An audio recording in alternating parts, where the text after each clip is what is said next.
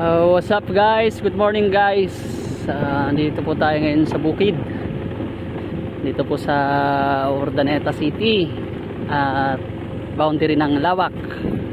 Dito tayo sa Sitio Liko. Yan guys, ganda po ng ating travel ngayon. Syempre kailangan natin magdahan-dahan.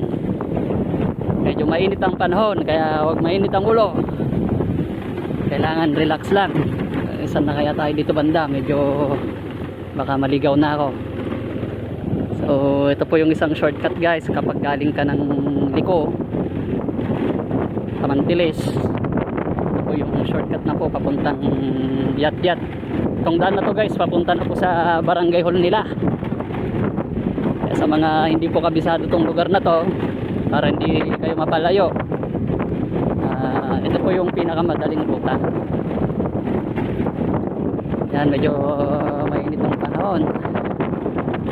Sa gitna tayo ng kabukiran. Sa mga followers ko dyan, shout out sa inyong lahat. Pwede nyo akong samahan dito kapag wala kayong ginagawa. Travel tayo. Yun nga lang, mainit.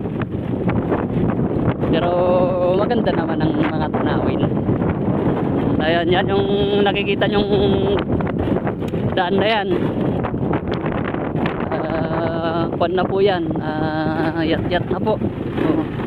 Malapit na po tayo. Konting kwan na lang guys. Shortcut po ito.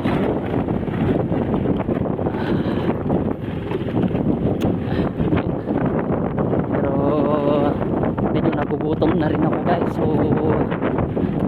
pagdating ko po doon, siguro baka kakain muna ako. Maghanap tayo ng kantin.